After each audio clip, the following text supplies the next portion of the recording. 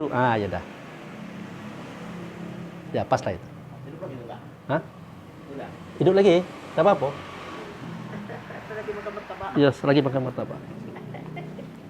Biar ada jeda. Iya, jeda. Jeda.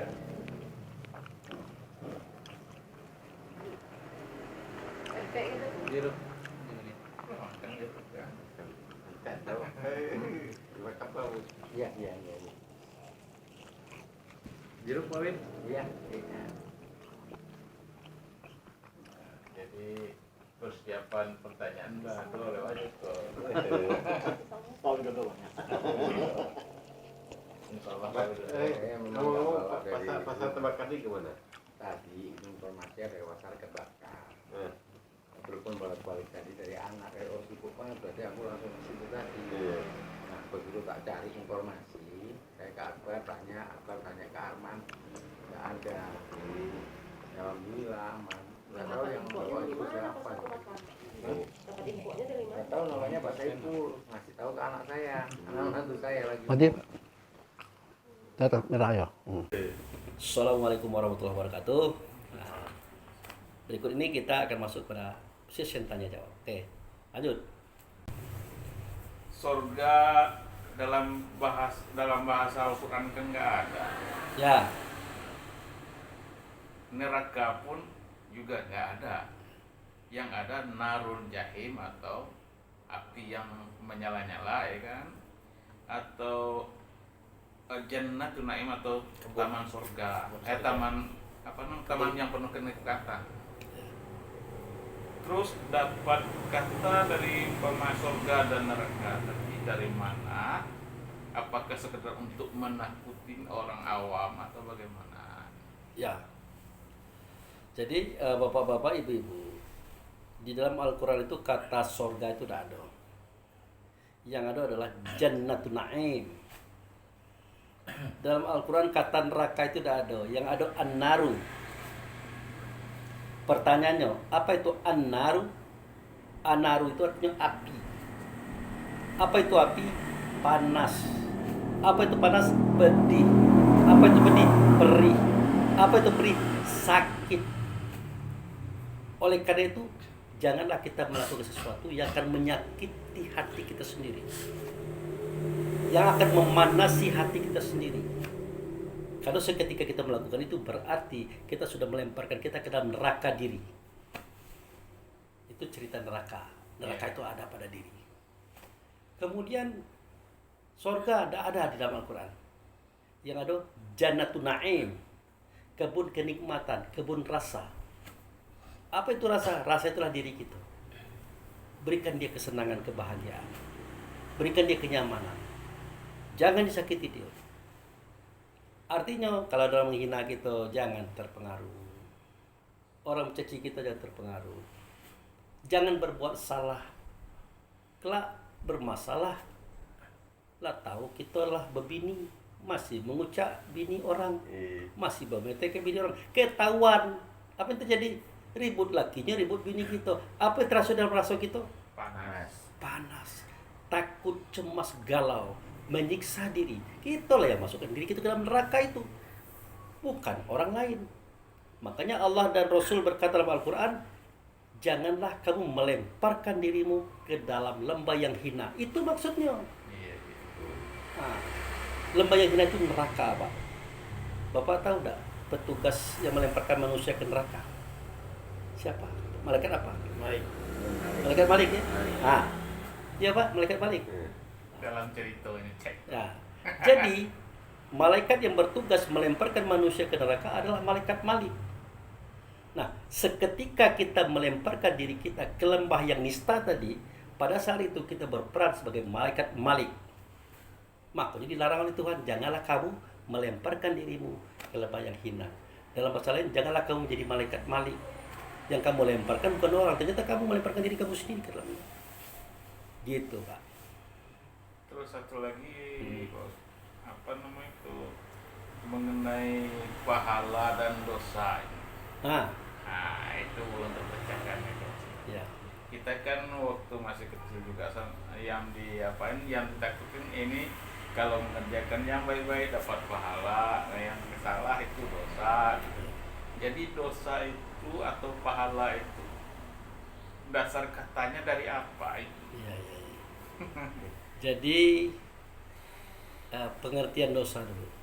Dosa itu adalah efek akibat dari perbuatan buruk kita. Biasanya itu penyakit. Jadi kalau banyak kita melanggar ajaran Allah Rasul akan tumbuh penyakit, Oh iya. kesusahan dan macam-macam. Itulah dosa. Jadi jangan dikira dosa itu tidak nampak, tidak terasa, Pak. Nah, itu. Pahala.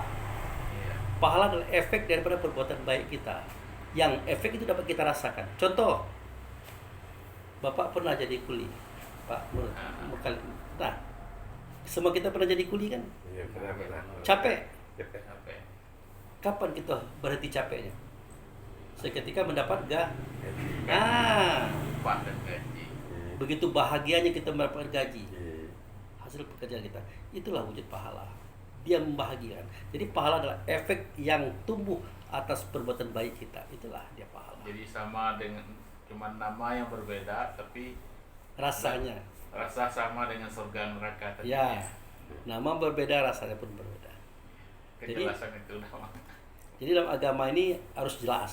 Iya. Tak bisa berdosa kamu, kafir kamu. Pasti tanya udah ngerti juga Ustaz. Jadi Kan begitulah dari sononya kita kan belajar cuman dikasih nama nggak tahu bendanya itu sebenarnya. ya, kalau banyak nonton video itu udah itulah tuh. Bayangkan Pak, Ambo dilarang buat video. Apa tidak menangis hati jamaah banyak? Iya. Apa tidak menangis hati orang Indonesia sebanyak ini? Padahal itu bermanfaat bagi jamaah, bermanfaat juga bagi Ambo. Ya Pak Abu tuh enak. Kalau buat video itu kan, buat YouTube itu kan dapat duit. Dari mana mau dapat duit? YouTuber kan dapat duit tuh. Aku kan YouTuber. Kita hanya menyumbang kepada masyarakat yang banyak. Tidak mau apa berarti? Kalau tidak mau berarti tidak jadi kami akan jadi ustadz nasional. Tidak apa-apa. Bagi kamu duit walaupun 5 juta, 10 juta itu banyak, tapi tidak ada artinya. Daripada jamaah kehilangan suara. Gitu. Ya Pak ya. Banyak 5 juta, 10 juta sekali berangkat ke Sulawesi. Di Kalimantan ke Jepang situ Pak, isi ceramah. Ustadz nasional Indonesia. Bidang tasawuf. Apalagi keluar negeri, bukan 10 juta Pak, 50. Tapi tidak ada artinya itu bagi Anda. Kalau jamaah tidak lagi mendengarkan suara penyampaian. Bagi Anda itu lebih penting ketimbang uang. Masalah uang itu urusan Tuhan. Jangan takut kita. Jangan pernah kita pikir Tuhan tidak peduli dengan kita. Gitu. Wah. Oke Pak. Iya. Makan jeruk. Ntar apa tadi masalah sholat ya kita ngikut tadi deh ya. Iya. Jadi dari mulai kita belajar sampai sekarang sampai umur 60 tahun ini masih kafir Pak ya. Iya, masih belum gitu loh. Nah, yang saya tanyakan di sini mungkin singkat saja.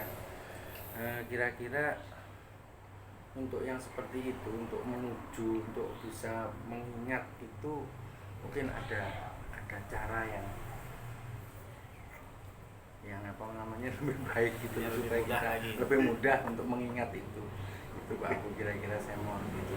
Jadi selama ini memang betul-betul seperti itu. Jadi begitu kita takbiratul Allahu Akbar melayang-layang ke kemana.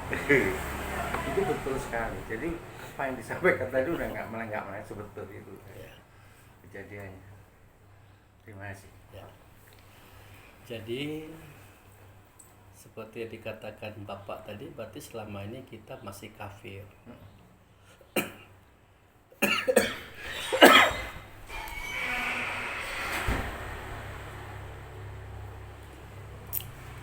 Itu benar. Terutama kami, saya terutama. Ya. Kalau sholat kita tidak seperti yang ditentukan oleh Allah dan Rasul pada kita Quran tadi, kita masih kafir Pak. Dan 60 tahun ya Pak ya. Nah itulah kelebihan menuntut ilmu tuh Pak Yur. 60 tahun Bapak tidak sholat seperti tadi, ya 60 tahun itu kafir. Menurut konsep Quran, Pak. Nah, kelebihan daripada menuntut ilmu adalah setelah Bapak menuntut ilmu dan Bapak tahu hari ini Bapak siap merubah semua itu, kekafiran Bapak tadi ditutup. Dinilai oleh Allah full. Nah, kan rugi kalau kita tidak mau menuntut ilmu, Pak. 60 tahun itu bagaimana menghapus kekafiran itu, Pak? Tapi sekali saja kita datang, sekali saja kita mengerti, ikhlas menerimanya, siap untuk merubah semuanya, maka semua itu selama itu Allah maafkan. Tidak lagi Allah anggap kafir. Nah, berapa jumlah fadilah pahalanya kita tidak tahu. Tapi yang pasti nilai Bapak tidak kafir lagi. Nah, masuk kita pada tingkat yang kedua, bagaimana kiat untuk mudah mengingat. Nah, dan itu tidak mungkin mudah karena butuh waktu. Nah, jadi seketika kita sudah berwudu, Pak, mulainya dari berwudu, Pak. Berwudu. Jangan lagi kita mengingat sesuatu yang lain. Kita merasa di Baitullah itu. Dia dalam Ka'bah itu. Karena ada aturannya. Wa min haitsu kharajta fawali wajhaka satral masjidil haram. Wa min haitsu ma kuntum fawal wajhaka satra. Dari mana saja kamu keluar, di mana kamu berada, hadapkan wajahmu ke Masjidil Haram. Falyabudu rabb hadzal bait. Kau sembah Tuhan di rumah ini. Fatahizu maqam Ibrahim shalah. Ambil sebagian makam Ibrahim, kamu sholat di situ. Nah, mulai daripada wudu. Bapak mulai ingat ke situ. Nah, itu dimulai. Ingat situ. Ingat, Pak, di dunia ini, Pak, yang bisa kita jadikan air wudu itu adalah air suci lagi mensucikan. Betul, Pak? Air suci lagi mensucikan. Pernahkah kita tahu di mana letaknya air suci lagi mensucikan? Di mana letak? Air laut? Tidak mungkin. Banyak kotoran orang di situ, kotoran ikan macam-macam. Sungai sama baik. Air hujan bermula dari bumi juga. Air sumur pembiasan sama.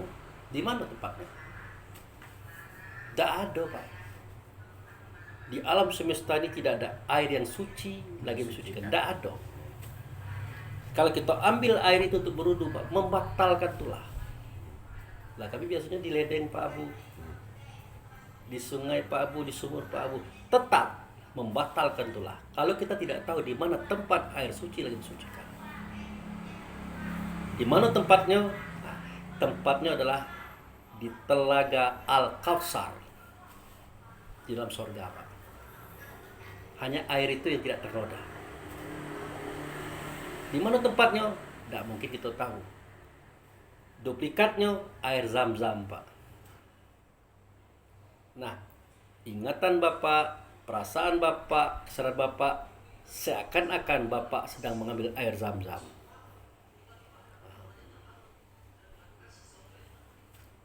Jangan tidak seperti itu, Pak.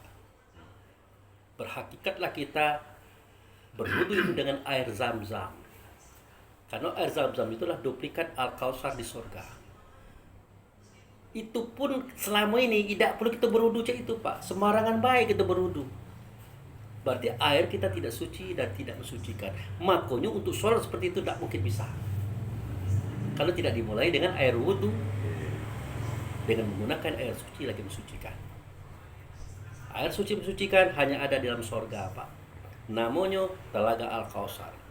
Duplikat dunianya air Zam-Zam. Tapi kami tidak bisa ke situ, Pak. Berhakikat. Biarlah air sumur di sini, air ledeng di sini, tapi hakikat kita air Zam-Zam. Tujuan kita adalah air Al-Kautsar. Itu kiat pertama. Kiat kedua, setelah berwudu itu, Pak, wudu itu merontokkan dosa, Pak. Dosa zahir, dosa batin. Dengan adanya air wudu kita nempel di kulit, maka dosa-dosa zahir ini berontokan, Pak. Dosa zahir itu ini, Pak. Dosa itu adalah efek buruk yang terjadi akibat ulah perangai kita. Namanya penyakit. Nah, penyakit itu dosa, Pak. Jadi waktu kita berwudu dirontokkan Tuhan penyakit itu secara fisik, dan dirontokkan Tuhan penyakit dalam hati sewaktu berwudu. Ingat, waktu itu kita sudah suci, Pak. Ditutup dengan Allahumma ja'alni minat-tawabin wa ja'alni minal mutatahhirin. Sudah. Nah, setelah itu bersihkanlah hati. Jangan lagi kita mengotori diri. Kadang-kadang masjidnya ada lecak 10 meter dari rumah kan. Lah pakai telekung, tahu telekung? Oh, kena. Lah pakai sarung peci di jalan apa? Kamu tahu tak? Tetangga kamu tuh. Wah, mau tengok ini main betino. Lah ngupe orang tuh. Padahal kita sudah suci, sudah disucikan. Tapi kita sadari kita sudah mengotori lagi. Waktu itu wudhu kita batal. Karena ini wudhu kan itu hanya fisik tapi hati. Lah kalau wudhu batal sholat, otomatis batal juga Pak sholatnya. Nah itu salah satu kiatnya. Nah setelah itu tegaklah di dalam masjid. Ingatan kita mulai disetel ke arah Masjidil Haram, ke Ka'bah. Jangan diangkat takbir sebelum nampak Ka'bah itu Pak. Karena itu kepalanya Pak. Itu kepalanya Pak. Nampak terang betul, angkat. Allah Akbar. Nah mantap-mantap lah. Yang kepalanya yang pentingnya. Nah selama kepala itu kita ingat baru kita takbir, mudah-mudahan ekor-ekor ini ikut. Tapi kadang-kadang keluar juga sekali-sekali. Itu biasa, normal. Bahkan kalau bapak tidak keluar dari Baitullah itu disuruh bertobat juga gitu. Artinya tidak itu juga. Nah, itu kiatnya Pak. Mulai dari wudhu, bapak harus bersuci dengan air yang suci lagi mensucikan. Di mana tempatnya? Telaga Al-Kautsar di surga. Duplikatnya air Zam-Zam. Nyatonya air ledeng di rumah kita. Tapi ingatan kita ke situ. Nah gitu Pak ya. Sesudah berwudu jangan lagi macam-macam. Nah kata orang Pak, kalau kita sudah berwudu tidak boleh menyentuh perempuan, tidak boleh menyentuh laki-laki, walaupun suami kita batal. Betulkah itu? Jawabnya betul. Tapi Nabi Muhammad pernah mencium Siti Aisyah setelah berwudu. Nabi Muhammad pernah sholat malam, kaki Siti Aisyah itu menyentuh kakinya. Tidak ada beliau mengganti wudunya. Kami bingung nih Pak Abu Fikri, bagaimana ini? Nah itu. Jadi maksudnya begini Pak. Setelah kita berwudu, ya, setelah kita berwudu, kita dilarang menyentuh perempuan Pak. Kita dilarang menyentuh laki-laki ini. Nah definisinya bagaimana? Nah ini dia. Kalau bapak ini manusia laki-laki. Kalau ini manusia perempuan. Kalau bersentuhan kulit Pak Yunalis sebagai manusia laki-laki bersentuhan kulit dengan manusia perempuan, Uni bersentuh kulit dengan manusianya ya, tidak batal. Yang membatalkan itu kalau bapak menyentuh perempuan, ibu menyentuh laki-laki. Maksudnya ini apa Pak Abu? Nah, bapak dikatakan laki-laki tentu tahu sebabnya apa. Sebab itulah laki-laki Pak. Uni dikatakan perempuan tentu Uni tahu sebabnya. Sebab itulah yang perempuan. Walaupun istri kita Pak, kita sudah berwudu, yang kita ingat barang itu Pak. Timbul syahwat. Udah batal Pak. Walaupun barang tuh yang punya orang rumah kita. Itu maksudnya. Makanya Nabi Muhammad cium istrinya pun tidak batal. Kenapa? Tidak sampai ke situ pemikiran, ingatan. Maka ini terjadi pada Umar bin Khattab. Waktu dia jadi imam, ini kan Amirul Mukminin tuh. Nah, nampaklah anak gadis mandi pakai basahan, nempel lah kulit dengan basahan, kan nampak. Dia beristighfar, langsung dia larikan ke bininya. Tak mau dia menikmati manusia lain. Kebablasan Pak. Sedang imam, teringatlah waktu sedang bekerja. Bismillahirrahmanirrahim. Nah, teringat waktu sedang bekerja. Berhenti dia Pak. Tahu bekerja. Berhenti, dia duduk. Langsung diganti oleh imam yang lain. Setelah selesai, bertanya sahabat, "Mar, kenapa kamu berhenti ngimam?" "Aku menyentuh perempuan." Bingung orang-orang yang tidak berpengetahuan, bingung. Perasaan saya tidak ada perempuan, saya dari marah. Nah, Umar diam aja. Dari pertanyaan itu tahu kelasnya. Akhirnya karena orang awam lebih banyak daripada orang cerdas, ngomonglah Umar. Ceritanya itu tadi. bukan cak itu. Kamu tadi lewat ada orang tino mandi. Nampak kulitnya nempel di kainnya. Ambo tidak mau menikmati kenikmatan kalau bukan bini ambo. Ambo ingat bini ambo dalam sholat. Ambo teringat ambo sedang bekerja kayak dia. Nah itu masalahnya. Ambo berhenti. Nah, bapak ambo tuh sayang. Udah lama saya berhubungan dengan Itu disebut dengan menyentuh perempuan. Kalau begini bukan menyentuh perempuan, menyentuh kulit manusia perempuan, menyentuh kulit manusia laki-laki, itu tidak membatalkan. Makanya Nabi cium istrinya pun tidak dirubah. Tapi kalau Nabi mengingat yang itu, udah sama baik. Oke, Pak ya gitu kan gitu Pak ya. Yang lain? Ayo anak muda. Tadi Pak tengok anaknya. Tidak apa-apa, silakan. Apa tanyanya?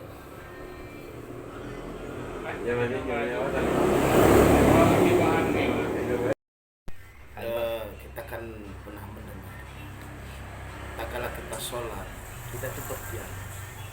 Ya. Artinya kalau berdialog seperti kita Pak Yud, ini berdialog. Tapi sholat itu seperti itu dikehendaki. Ya. Artinya kita ada yang kita hadapi. Setelah kita hadapi, kita berdialog. Pahami seperti apa itu? Jadi maksud Pak Ustadz Suharmen tadi, sholat itu kita berdialog Pak. Faktanya, buktinya, kan kita ngomong. Inna sholati wa nusuki wa mahyaya wa mamati lillahi rabbil alamin. Sholatku, ibadahku, hidupku persembahkan pada Kau wahai Allah. Berdialog Pak. Rabbir filli warhamni wajibuni warfa'ni warzuqni wadini wafini. Itu berdialog Pak. Ada lawan ngomong Pak. Kalau ada orang berbicara tidak ada lawan ngomong, itu orang apa tuh Pak? kurang waras. Kurang sehat. Jadi kalau kita berbicara pasti ada lawan ngomong. Bagaimana mungkin seorang itu sholat dia berbicara dengan sesuatu yang dia tidak tahu siapa yang dia ajak ngomong? Nah jadi yang kita ajak berbicara itu jelas Allah. Tapi bagaimana mungkin Allah tidak berbentuk, tidak berupa, tidak bersuara, tidak berkata, tidak sama dengan segala sesuatu? Mungkin tak kita bisa berdialog dengan yang model itu? Tidak mungkin. Nah, berarti kita berdialog dengan Rasulnya. Ternyata Rasul juga tidak berbentuk, tidak berupa, tidak bersuara, tidak sama dengan sesuatunya. Karena roh tadi kan. Nah, carilah nabinya. Nabinya lah kubur di Madinah, tidak pernah kita nengok bentuknya sama, tidak bisa. Lalu siapa yang kita lihat? Itu ini ngeri ceritanya Pak. Ngeri Pak. Dan mungkin belum Bapak nengok saya, Bapak berdialog dengan saya dalam sholat kan. Jadi ini ada kisah Pak. Jadi waktu itu Nabi Musa berangkat dari negeri Madian. Negeri Madian itu negerinya Nabi Shu'aib bersama istrinya beliau. Nah istrinya Musa ini adalah anak Nabi Shu'aib, namun Siti Rahmah. Jadi dalam perjalanan itu hendak menjelang sore Pak, tiba-tiba Nabi Musa itu melihat api. Ngomong ke adek, ke istrinya, Dek, nengok ada api di situ. Nengok Bang. Kalau nengok kamu tunggu abang di sini. Abang ngambil api itu. Kalau bisa nanti abang bawa ke sini untuk bediang dan untuk obor kita. Karena lagak sore waktu itu Pak. Karena maghrib lagi gitu. Maka Musa berjalan. Tiba-tiba dia tidak melihat api. Yang dia lihat cahaya. Dekat lagi yang dia lihat sinar. Dekat lagi yang dia lihat pohon.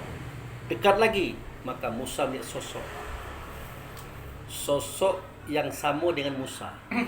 Pakai mahkota, pakai baju jubah, pakai sayap, gagah perkasa.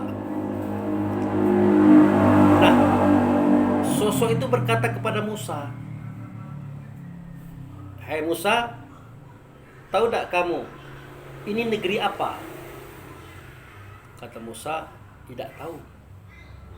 Nah, sesungguhnya Musa kamu hari ini sudah berada pada dimensi lembah tua.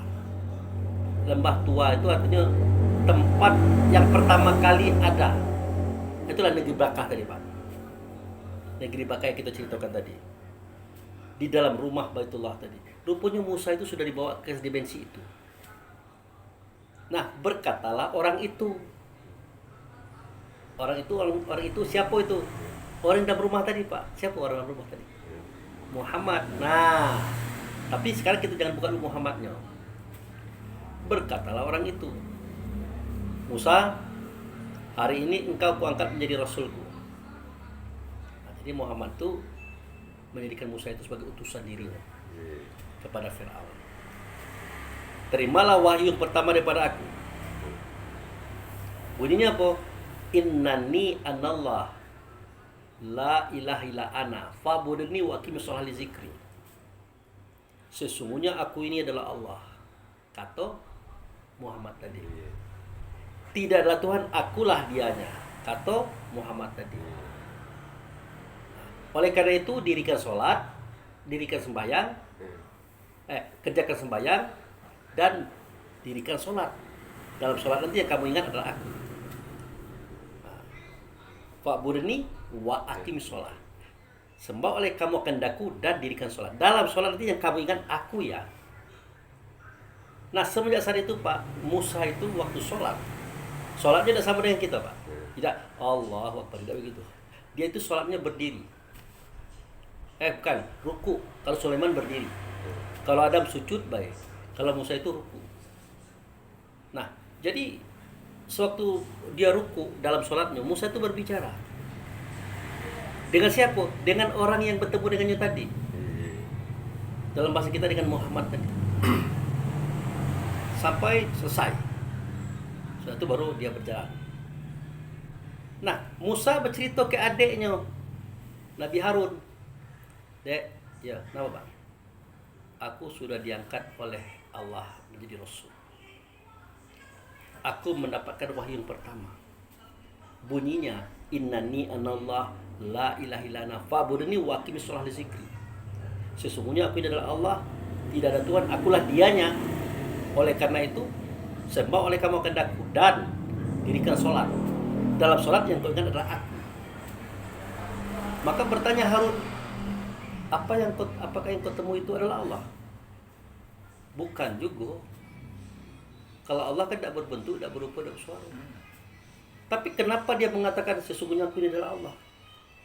Dijawab oleh Musa, sebenarnya dia mengatakan kata Allah, menirukan kata Allah, menyampaikan kepada aku. Bukan dia itu Allah, tetapi dia adalah wujud serta Allah yang punya bentuk, punya rupa, yang aku disuruh mengingat dia dalam sholat. Jadi kalau aku sholat, ya aku ingat dia dulu. Nggak terbayang wajahnya, bentuk rupanya, baru aku angkat takbir. Kalau sholat bersatu sambil kita, baru aku angkat takbir. Akhirnya berkata Nabi Harun, enak sekali kamu bang. Kalau sholat kamu ingat orang itu. Bagaimana dengan aku? Aku kan tidak ingat wajah dia, karena aku tidak pernah melihat. Apa kata Nabi Musa? Iya, abang lah yang kau ingat. Nanti kalau kau dalam sholat kau yang kau ingat adalah abang, nanti abang membawa kepada orang tadi membawa kepada Allah. Itu yang disebut dengan bertangga naik, berjenjang turun. Jadi memang ada yang kita ajak ngomong. Nah, kalau sekarang ini siapakah yang kita ajak ngomong? Pak Abu? Bukan. Aduh.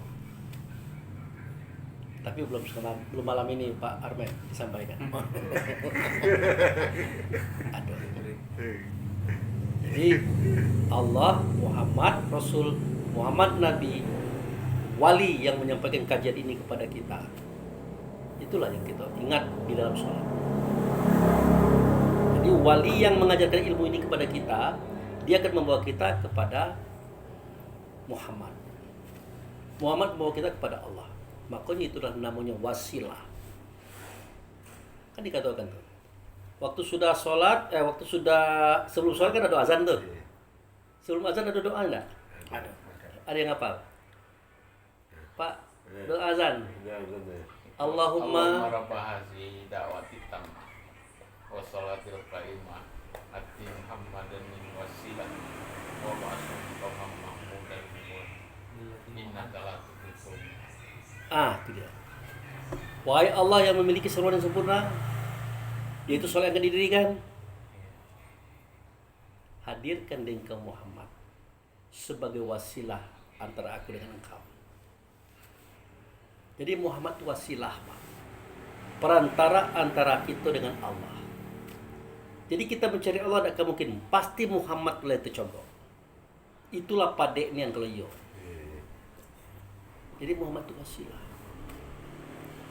Sampai-sampai Allah berfirman pada surah Al-Maidah ayat 35, ya ayyuhallazina amanu taqullah wabtagu ilaihi wasilah wajahadu fi sabili la'allakum tuflihun.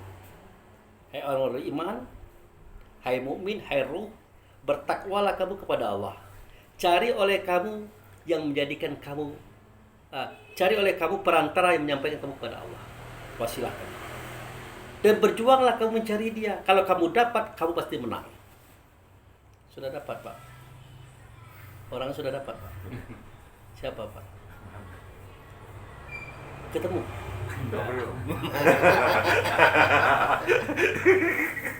Jadi wasilah itu adalah Muhammad. Tapi tidak mungkin kita ketemu dengan dia, Pak. Kita pasti ketemu dengan Mujadid. Karena Muhammad pernah ngomong, setiap 100 tahun akan kuutus Mujadid, pembaru agama ini. Kenapa? Tadi sahabat Nabi, Allahu Akbar, yang dia tengok Muhammad. Bukan dia menyembah Muhammad, ingat ini. Beda, dia menyembah Allah, tapi Muhammad itu sebagai wasilahnya. Makanya pernah ada orang salah paham, Pak Abu ngajarin orang menyembah Muhammad. Ya bukanlah. Tidak mungkin pula kita menyembah Muhammad, pasti kita menyembah Allah. Hanya saja Muhammad itu wasilah yang akan mengantarkan kita kepada Allah. Tidak mungkin kita bisa kepada Allah, tidak ada ilmunya. Nah, itu zaman dulu seperti itu. Tapi setelah Muhammad wafat, generasi ganti generasi, 100 tahun Pak, orang lupa wajah Muhammad itu macam mana. Karena yang ingat wajah Muhammad itu meninggal puluh orang itu. Nah, aku turunkan lagi lah seorang mujadid setiap 100 tahun. Tujuannya itu, Pak. Sekarang sudah masuk 1500 tahun lebih kurang. Berarti sudah ada mujadid yang ke-15. Siapakah beliau itu? Kalau ketemu, itulah yang kita hadapi di dalam sholat. Mujadid ini yang kita hadapi, kemudian dia menyampaikan kita kepada Muhammad, Muhammad menyampaikan kita kepada Allah. Nah, tinggal kita siapakah mujadid ini. Mujadid itu artinya pembaharu. Tapi bukan Abu Fikri yang pasti. Kelak kata Pak apa? Pak Widodo, adalah Pak Abu itulah. Dibayang Pak Abu. Apa nama Pak Abu? Allahu Akbar. Saya tidak pernah ngajarin cak itu, Pak. Saya mengatakan ada mujadid yang ke-15, bukan saya. Saya dapat ilmu dari orang itu. Nah, mujadid ini menyampaikan kepada Muhammad, Muhammad menyampaikan kepada Allah. Inilah kisahnya itu, Pak Ustaz. Kapan itu Pak Abu nak menjelaskan siapa itu mujadidnya? Nanti akan kita. Kita janji dulu saya itu, udah mulai dibuka sekarang. Ya. Jadi ada yang kita jangan ngomong. Kalau ada yang kita jangan ngomong, wah itu bahaya, Pak. Ngomong sendiri nama itu, Pak. Tali gitar itulah putus sebelah itu. Berarti kalau untuk sementara sebelum bertemu dengan yang dimaksud, berarti ngadap Ka'bah itu mutlak, Bang. Untuk sementara jadilah ngadap Ka'bah dulu, Pak. Kalau bisa lebih dari itu masuk ke dalam Ka'bah itu, Pak. Lebih diharapkan lagi nampak orang yang mengajarkan kita ilmu ini, tapi bukan Pak Abu, melainkan mujadid yang ke-15. Ke atasnya lagi Muhammad. Muhammad serta Allah. Begitulah cara sholat. Ada yang diajak ngomong. Tapi kayaknya kalau udah kayak gitu yang kelihatan Pak Abu. Tapi dia udah bilang tadi bukan Pak Abu kan gitu. Yang pertama kali kelihatan Pak Abu. Yang menyampaikan beliau. Cuman kata Pak Ustadz tadi lebih aman tidak begitu. Langsung aja ke Ka'bah dulu. Iya. Itu sudah ada nas dan dalil. Ya, karena kita pernah dengar juga. Itu gitu ya. ciri-ciri wasilah itu dia bisa membaca pribadi juga. Saya pernah mendengar. Ya, cuman tuh sampai hari ini masa belum ketemu tuh orang yang membaca umpamanya, Armen, kok kamu ganggu ini orang umpama. Itu salah satu ciri-cirinya. Oh, Armen, kok kamu tuh duit orang kok dikantongin. Nah, itu salah satu ciri-ciri. Cuma sampai hari ini saya belum ketemu. Itu saya dengar dari ya mungkin pengetahuannya lebih tinggi. Iya. Jadi wasilah yang ke-15 itu Pak, dia itu utusan daripada Rasulullah Pak. Dan dia mengetahui banyak hal tentang kita. Jadi itulah yang harus kita cari kan. Mudah-mudahan ketemu kan dalam waktu dekat Pak. Oh, aku bisa kita bohongin kok. Dan semua orang-orang torikat itu melihat gurunya dalam sholat Pak. Baik. Pernah dengar Pak ya? Iya. Ada. Iya. Pernah dengar saya. Para santri itu sebenarnya melihat kiainya Pak. Makanya para santri itu kalau cium kiai itu tidak tanggung-tanggung. Malah bekas minum kiai itu diminum berkah. Apakah itu benar Pak Abu? Nah yang benar itu tidak berani kita katakan salah. Yang salah tidak berani kita katakan benar. Tapi sistem penyembahan dalam sholat itu ya seperti itu. Ingat bukan kiai yang disembah, bukan guru yang disembah, tapi beliau itu adalah wasilah yang mengantarkan kepada Muhammad. Muhammad mengantar kepada Allah. Cerita itu seperti itu. Makanya orang dengan kiai itu bahaya Pak, ngucai kiai ribut anak buah. Itu tadi ya. Terus sementara. Yo, yang lain. Untuk menjadikan diri kita itu benar-benar sebagai seorang Islam itu bagaimana gitu. Jadi kan Bapak ngomong kalau udah Islam baru mati nggak apa-apa. Kalau belum Islam kita jangan mati dulu. Jadi harus tempuh di dunia ini gimana? Bagaimana caranya supaya Yang kita harus itu langkah-langkah yang dikatakan harus kita Islam. tempuh, ya, supaya gitu. Karena setelah Islam itu boleh mati. Nah, udah mati. Ya caranya sudah diuraikan tadi. Tapi kita urutkan kembali ya dah. Iya. Pertama kali kita siapkan diri kita bersih lahir batin dengan wudhu. Nah, tegaklah di atas tikar sholat, ingatan kita, perasaan kita dibawa ke depan Ka'bah. Dan jangan kemana-mana. Nah, disitulah kita angkat takbir sampai salam. Untuk sementara biarlah kita ngomong dengan batu segi empat itu dulu. Untuk sementara. Pertahankan. Kalau kita bisa mempertahankan cukup lama, berarti kita sudah berada di negeri selamat. Itulah Islam. Kalau belum seperti itu, kita belum selamat, kita belum Islam. Nah, ada hal lagi yang perlu dipahami adalah jika ada ibu-ibu hamil, berarti anak dalam perutnya dah, pasti ada rohnya. 4 bulan 9 hari, roh belum ditiup Pak. 4 bulan 10 hari baru roh ditiup ke tubuh anak tadi. Dari mana roh tadi atau ayat tadi? Dari Baitullah hakikat. Dibawa turun ke dunia, pintunya tuh antara dunia dan akhirat, zahir dan batin, setentang Ka'bah itu nah Pak. Pintunya tuh. Tepat itu di Hajar Aswad. Tidak satupun roh yang datang dari Baitullah untuk masuk dalam kandungan seorang ibu pasti lewat itu Pak. Masukkan. Nah, itulah alasannya kenapa kalau sholat kita ngadap kepada Ka'bah bukan berarti tidak ada alasan lain. Alasan lainnya adalah karena Ka'bah itu setentangan pintu antara zahir dan batin, gaib dan jelas, dunia dan akhirat. Disitulah. Disitulah kita Islam, disitulah kita selamat, disitulah kita dicabut penyakit hati dalam dada. Itu Pak ya. Tapi Pak Bu, ada lagi pernah, tapi kita mendengar kan. Ambillah sebagian makam Ibrahim itu kamu berdiri. Tapi kita difokuskan menghadap ke Hajar Aswad. Ya itu tadi. Maksudnya apa? Tapi berhadapan ke Hajar Aswad. Ya. Setelah samping makam Ibrahim, maksudnya apa itu mesti Hajar Aswad? Ya. Jadi fatahzu bi maqam Ibrahim sholat. Ambil oleh kamu sebagian makam Ibrahim, kamu sholat di situ. Tapi kenapa harus menghadap Hajar Aswad? Karena itulah pintu tempat kita masuk kemarin dari alam sono ke dunia. Nanti kalau mati kita masuk pintu itu lagi, biar balik ke alam sono lagi. Nah, ini yang perlu kita praktekkan. Kalau tidak bisa kita praktekkan itu, tanduk akan balik gitu nanti. Ah, itu kan. Ayo. Mendetail deh ya, Rumel. Jadi kalau kita sudah seperti itu, Pak, batin kita bersih, jernih. Nah, jangan sampai perlu nanti Pak Abu ngomong baik. Kemarin Pak Abu marah-marah misalnya kan. Wah. Jadi begini. Setiap diri kita ini kan punya hawa nafsu dunia setan. Inilah yang harus kita tundukkan. Kita arahkan dia kepada potensi yang baik. Nah, itu. Salah satu penggunaan hawa nafsu dunia setan kepada potensi yang baik adalah berapi-api berbicara seketika kita memberikan instruksi, teguran, serta pernyataan yang tegas.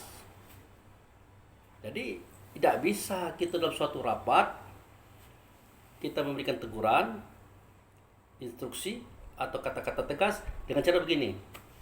Jadi lain kali kamu ini ya, ini Anda bisa. Benar cuma baru. Jadi setelah ini Anda jangan berbuat ini lagi ya. Kalau Anda berbuat ini lagi apa boleh buat? Saya keluarkan Anda. Jangan perlu dikatakan, wah Pak Abu nafsu itu, pakai hawa nafsu dengan setan. Ya harus seperti itu. Sama dengan kisah Bung Tomo yang tadi siang kita dengarkan. Apa yang terjadi seketika Bung Tomo mengerahkan arek-arek Surabaya melawan penjajah waktu itu. Dengan menggunakan Allahu Akbar, Allahu Akbar, Allahu Akbar. Nah, dia kan berbicara tuh. Terakhir, merdeka atau mati. Dalam situasi itu memang harus berbicara dengan bahasa yang keras, tegas, tajam. Jangan seperti ini. Allahu Akbar. Allahu Akbar. Merdeka atau mati. Siapa yang nak ngikut yang kayak merdeka? Iya. Ngaku bapak ngomong gitu. Lah kalau saya ngomong tegas berarti kata kawan kelas saya menggunakan hawa nafsu. Pada saat itu memang digunakan itu. Api itu memang digunakan pada saat itu tapi Nah, tapi di saat kita ada istri salah dikit, langsung kita menggunakan api, tidak patuh. Nah, gunakan jangan gitulah, itu kan tidak benar. Bantah bini kita lah, kau tuh lah salahnya, dikasih nasihat kau lawan pula tuh. Nah, itu. Di situ tidak main kencang langsung, tidak main, memang pelan. Nah, itu, gitu. Apa? Nah itu lah mulai terbit inspirasi lah merokok tuh.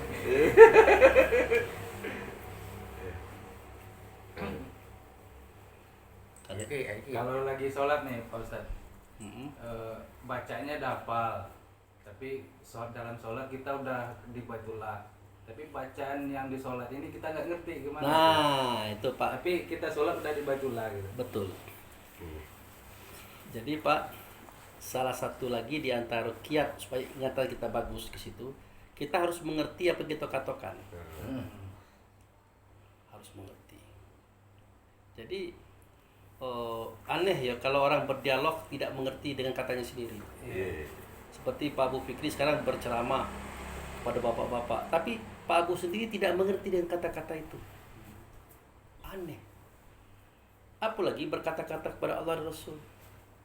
Makanya dikatakan dalam Al-Quran ya surah An-Nisa kalau salah. Ya ayyuhallazina amanu la taqrabus shalah wa antum sukara hatta ta'lamu ma taqulun. Hai orang beriman, kamu jangan mendekati sholat. Ini Allah berbicara oleh Rasul nih Pak. Kamu jangan mendekati sholat kalau kamu sedang mabuk. Mabuk itu artinya tidak sadar diri kan? Nah, itu. Hatta ta'lamu ma taqulun. Sehingga kamu mengetahui yang kamu berkatakan dalam sholat itu apa. Jadi tidak boleh kita sholat Pak kalau kita tidak ngerti kayak kecek kita sendiri. Makanya Allah Subhanahu wa taala menciptakan burung beo dan mengirimkan burung beo itu kepada kita untuk belajar. Hanya beo lah yang berkata-kata tapi tidak ngerti dengan kata-katanya sendiri. Beo bodoh. Apa katanya Kak? Beo bodoh, beo bodoh juga. Woi beo, kau ngerti tidak apa itu beo bodoh? Apa itu jadi? Ngomong gitu Kak. Hei beo, kau ngerti tidak apa yang kata? Akan begitu seterusnya. Nah, jadi burung beo itu diciptakan oleh Allah supaya kita ditampari. Iya. Dia berkata fasih, Iya. tapi dia sendiri tidak ngerti ke omongannya. Itulah burung beo. Iya. Nah, apakah kita terkategori burung beo? Itu kita lebih tahu. Iya. Iya tuh. Nah. Makanya itu. Jadi, awak burung beo bukan? Sholatnya dah nih, pandangannya udah ke batulan, Iya. mukmin kita udah di batulan. Mm-mm. Tapi bacanya udah hafal, tapi kita nggak ngerti yang Iya, dibaca. Harus mengerti. Berkeram itu Ya, memang bahasanya latak karabus sholat kan. Bahasanya begitu, jangan mendekati sholat. Tapi jangan perlu kita berhenti, tetaplah sambil ngapal. Sambil Nah, belajar. mudah-mudahan nanti hafal itu. Karena kita tidak mau lama-lama jadi beo kan. Iya, iya. Pengertian. Iya. Ya. Karena dari pengertian itu akan tumbuh rasa.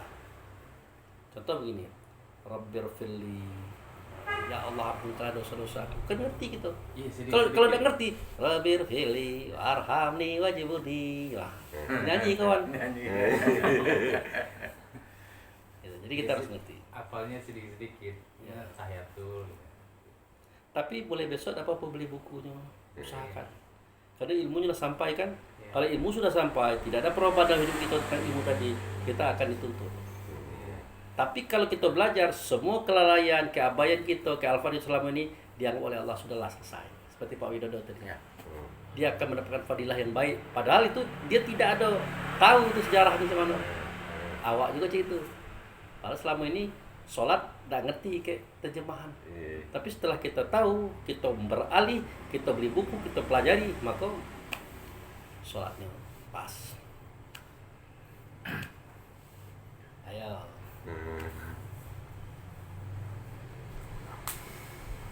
Pak Indra ini yang dari tadi nih. Udah ada bilban, tinggal mendengar aja sekarang. Ya paling itu. Ya. Memang kembali tadi seperti yang Pak sampaikan, kita mesti tahu bacaan, terjemahan. Ya. Memang kadang-kadang kalau kita sholat kan seperti kalimat Sami Allah Maha mendengar Allah. Itu kadang-kadang sampai hari ini masih terpikirkan. Kalau kita itu memang berdialog dengan Tuhan, itu Rabbana, kau Tuhan. Nanti kalimatnya kau Rabbana, kau Tuhan. Nah, inilah yang mesti dibaca.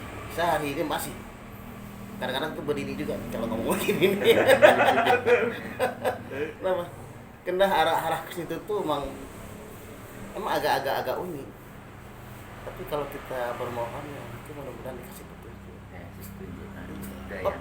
Bacaan-bacaan sholat itu memang bukan kita berdialog aja, tapi seperti benar ada di depan kita itu kan. Rabbana lakal hamd. Ya Tuhanku yang Maha Pengasih. Itu bahasanya itu. Saya kalau ngomong itu agak berat itu. Jadi begini. Gimana tuh Pak Abu itu? Sahabat Nabi dulu kan pernah ngumpul-ngumpul dengan Nabi, Pak. Iya. Kata Nabi, kamu mau masuk surga? Mau ya Rasulullah. Iyo ya Rasulullah. Sebelum itu kita tanya dulu, pintu surga berapa banyaknya? 8 ya Rasulullah. Betul 8, betul. Kamu cari hari ini pintu itu. Kalau kamu tidak bertemu hari ini pintu itu, kamu tidak akan masuk surga selama-lama. Bingung sahabat, Pak. Mana ya pintu surga? Iya. 8 buah di dunia ini. Iya. Akhirnya kamu tahu tak? Tidak. Kamu tahu tak ya? Kalau Ali yang tahu, Ali ini kan ilmunya banyak. Tidak tahu juga aku. Kata Ali. Nah, ini aja. Kita datangi Rasulullah, kita tanya. Ya Rasulullah nyerah. Kami tidak tahu tempatnya di mana. Akhirnya kata Nabi, udahlah. Betul tak tahu? Betul. Tempat pintu surga itu posisinya ada berada di tempat duduk di antara dua sujud. Seketika kamu sholat. Apa bunyinya? Rabbir firli warhamni wajburni warfa'ni warzukni wahdini wa'afini wa'fa'ani. Itulah pintu surga yang 8. Kalau pacak kamu memperkenankan dirimu melakukan itu tadi, mengamalkannya, surga untuk kamu.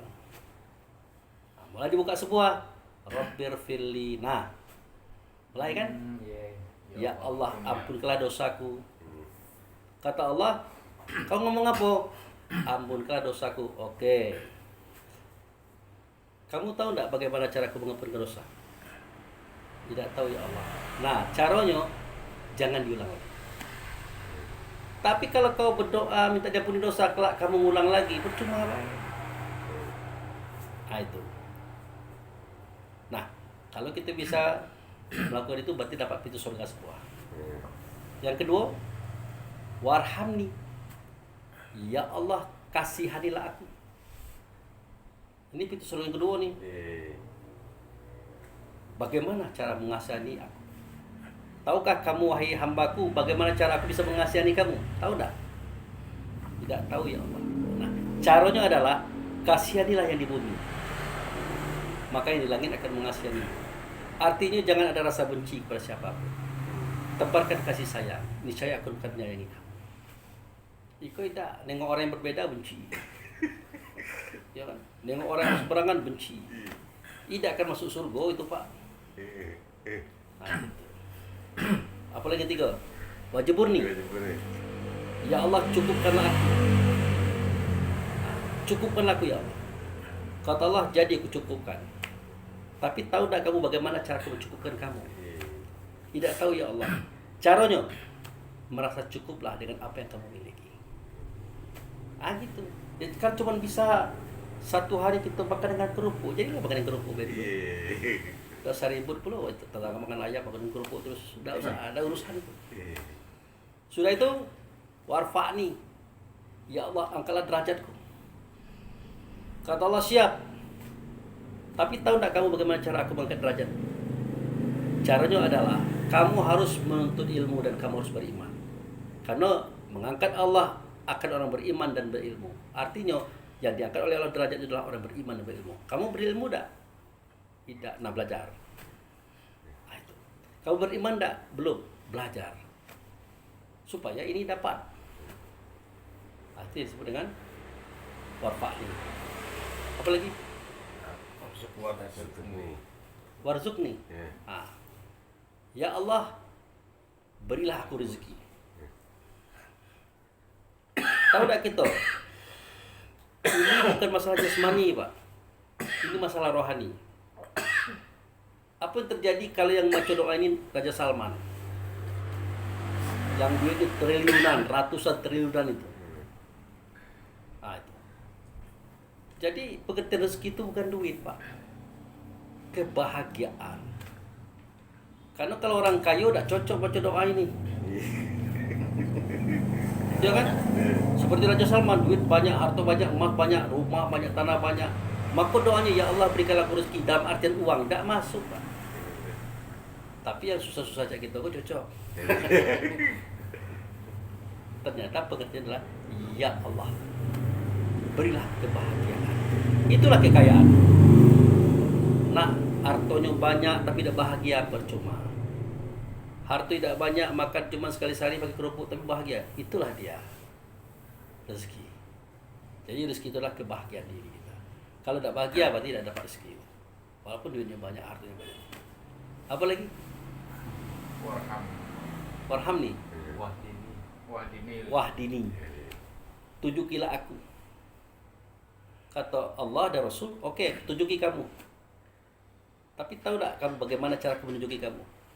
Tidak mungkin Allah dan Rasul datang ke rumah kamu, ngajari kamu. Tidak mungkin. Pastilah petunjuk itu datang daripada orang dekat kamu. Dari istri, anak, kawan, dan kawan rapat. Jadi kalau kamu salah ditunjuki oleh kawan, jangan marah. Kalau kamu keliru ditunjuki oleh istri, jangan marah. Kenapa? Tidak mungkin aku dengan Rasul itu datang ke rumah kamu, nak ngajari kamu. Tidak mungkin. Pasti melalui anak, melalui istri, melalui teman. Jadi ketika kita membantah nasihat istri atau teman, suami atau teman, berarti kita membantah Allah itu sendiri. Karena Allah tidak mungkin mengajari kita secara langsung. Apa lagi? Wa'afini, maafkanlah. Kalau Robir Fili, ampunkanlah. Itu agak besar dosa itu.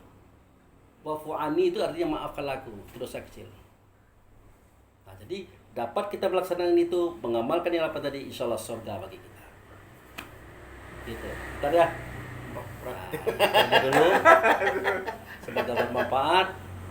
Kita tutup sesi tanya jawab ini dengan ucapan Wabillahi taufiq wal hidayah. Assalamualaikum warahmatullahi wabarakatuh. Waalaikumsalam warahmatullahi wabarakatuh.